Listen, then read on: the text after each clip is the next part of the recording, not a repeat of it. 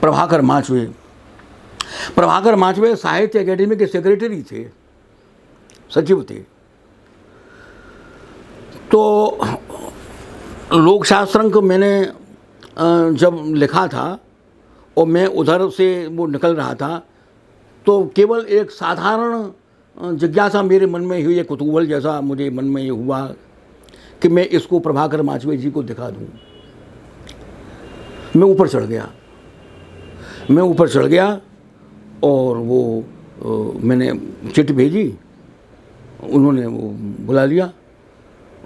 मैंने लोकशास्त्र का था वो उनके सामने रख दिया।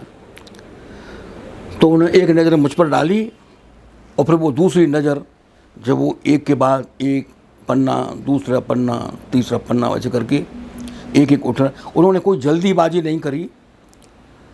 उन्होंने ये नहीं कहा कि तुम्हें 5 मिनट में बात करनी है कि 15 मिनट में बात करनी है या ऐसा कुछ है, ऐसा कुछ नहीं था।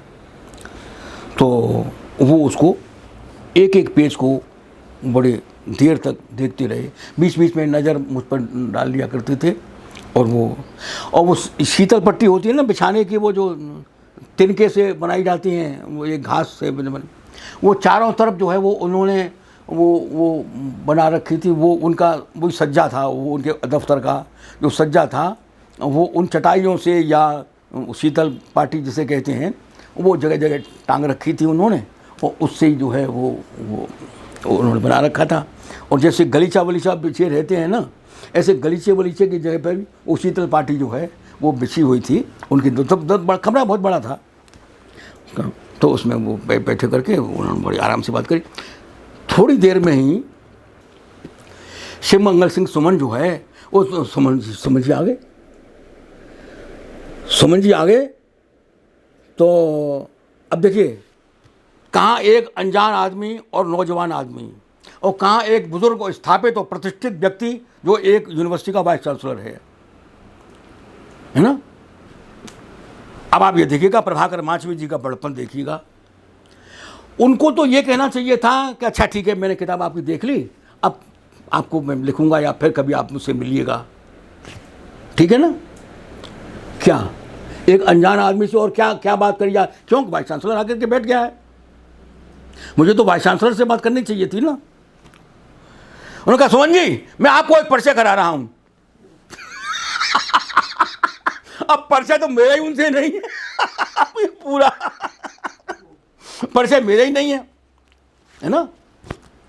अब सुमन जी को भी देखिए भाई साहब, शिवमंगल सिंह जी को देखिए, एक से एक बड़ा यार कमाल है, देखो। तो उन्होंने कहा देखो ये देखो, परिचय करिए आप इनसे, ये इनसे परिचय करिए। तो जैसे उन्होंने देखा था ना एक एक पेज करके, वही जो है वो देखने लगे। और वो देखने लगे तो वो भी जो है वो बड़ी प्रसन्न हो रहे हैं। वो बात का विषय ही बदल गया, बात का विषय ही वो है ना। अब वो किस लिए आए थे और कौन, नहीं वो सब बात नहीं हो रही, बात वही हो रही। बड़प्पन देखिएगा। अब तो वो माचवे जी कहते हैं, जो वो देख लिए, तो ये कागज़ लीजिए सुमन जी, और इस पर आप एक सम्मति लिखिए। तो हाँ जरूर लिखूंगा। और वो मेरे पास वो कागज़ मौजूद है, माचवे जी का भी और सुमन जी का भी। और साहब सुमन जी ने वो लिखा और वहीं फिर माचवे जी ने लिखा। देखिए कितना समय दे रहे हैं एक नए और अनजान नवयुवक के लिए। और फिर कहते हैं अच्छा अब तुम कहाँ जाओगी। मैंने कहा अब तो मैं अपने घर जहाँ टिका हुआ हूँ वहीं जाऊँगा।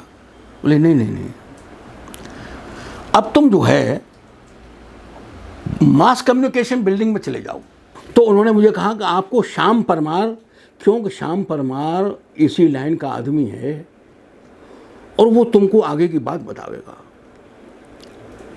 अच्छा साहब, तभी जो है वो उनकी बात शुरू हुई।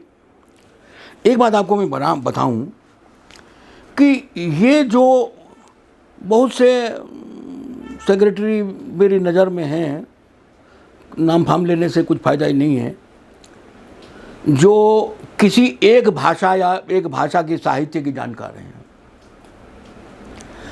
भाई नेशनल एकेडमी है ना, वो तो सारी भाषाओं की एकेडमी है। और प्रभाकर माचवे जो है वो बहुभाषाविद हैं। और शिवमंगल सुमन, अब क्या हुआ कि उनकी बातचीत का भी थोड़ा सा मैंने रस लिया, मैं बैठ गया, मैं उठा नहीं। तो शिवमंगल सुमन ने रविंद्रनाथ टैगोर की कविताएं सुनाना बंगला में उन्होंने धारा प्रवाह। अच्छा साहब, शिवमंगल सुमन का जो काव्य पाठ था वो ऐसा था कि जैसे कोई झरना जो है वो ऊपर से झर रहा है और वो निरंतर प्रवाहित हो रहा है और गंभीर गर्जना के साथ। तो उन्होंने वो बंगला की कविताएं वो उन्होंने गुरुदेव की रचनाएं। अब बताओ इसके बीच में कौन उठेगा भाई? और उठना भी नहीं चाहिए, ये तो शिष्टाचार के भी विरुद्ध है, कि वो कविता सुना रहे हैं। तो बताओ हम दत्तचित्त होकर के क्यों ना सुनेंगे, उनकी मुखमुद्रा का और उनके उस भाव विह्वलता का अनुभव क्यों ना करें भाई? हैं? मैं गया था श्याम परमार के पास, बाद में गया, लेकिन पहले जो है उनका पूरा रसास्वादन जो है को अपना मतलब ही मतलब, अरे साहित्य भी तो मेरा प्रयोजन है ना। तो वो मैंने शिवमंगल सुमन को देखा। शिवमंगल सुमन का दूसरा जो कविता पाठ था, बाद में फिर तो मेरी उनसे मतलब निकटता भी हुई थी। फिर वो बाद में हिंदी संस्थान के अध्यक्ष बन गए, हिंदी संस्थान के उपाध्यक्ष बन गए थे, केंद्र उत्तर प्रदेश हिंदी संस्थान के। इस बीच में वो मथुरा भी आए, मथुरा में मैं उनके साथ रहा। उन्होंने कहा राजा धराज के दर्शन कराने ले चलो, तो मैं राजा धराज के दर्शन कराने के लिए उनको लेकर के गया था। जब संपर्क बन जाता है तो फिर वो बात फिर दूसरी हो जाती है ना, वो तो संपर्क बन गया। अच्छा, अज्ञे जी का वत्सल निधि लेखक शिविर लगा, उसमें जो है वो शिवमंगल सुमन भी आए। तो उस समय सुमन के मन में देखिए तरंग आती थी उनको उनको तरंग आती थी। तो उस दिन उनको तरंग आई, निराला की राम की शक्ति पूजा।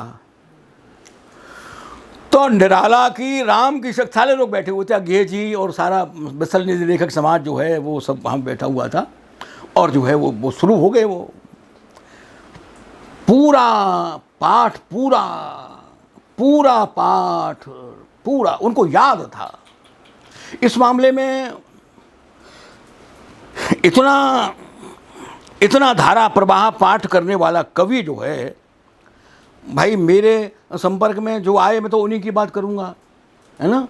जो नहीं आए उनकी तो बात मैं कैसे कह सकता हूं। मैंने इतनी देर काव्य पाठ हो, इतनी जादू भरी जबान में, इतने प्रवाह के साथ, जैसा मैंने शिवमंगल सुमन को राम की शक्ति पूजा का पाठ करते हुए सुना, निराला की शक्ति पूजा का पाठ। तो भाई साहब ये विभूतियाँ ऐसी थीं, जैसे अपने प्रभाकर माचवे जी का मैंने आपसे नाम लिया, जब लोकोक्ति लोक विज्ञान प्रकाशित हुआ और जब उन्होंने उसकी वो सम्मति लिखी थी, तो उस समय उन्होंने ये कहा कि इसका लोकार्पण किससे कराना है। मैंने कहा मैंने तो सोचा नहीं, तो शंकर दयाल शर्मा जी से कराना है। तो मैंने कहा कि वो सब बात तुम मुझे छोड़ो, वो मेरे ऊपर छोड़ो, वो मैं करवा दूंगा ना। तो ऐसे लोगों के साथ देखो संपर्क होना।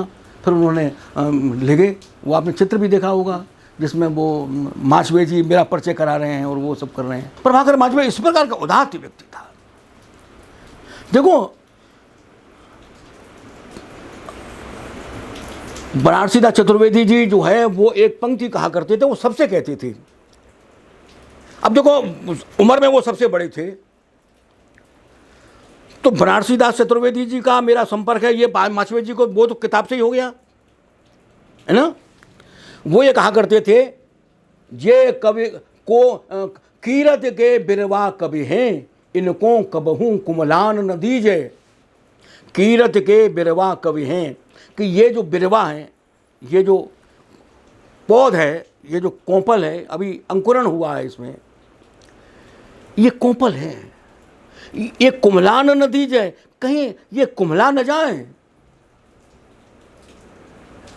कीरत के बिरवा कवि हैं, इनको कबहू कुम्हलान न दीजिए, इनको सींचो, इनको प्यार दो। तो वो पीढ़ी, उस पीढ़ी के दर्शन मैंने किए, उस पीढ़ी की कृपा का अनुभव मैंने किया है। तो ये संस्मरण इस बात का है कि उसका अपनी अगली पीढ़ी के प्रति कितनी संवेदनशीलता है।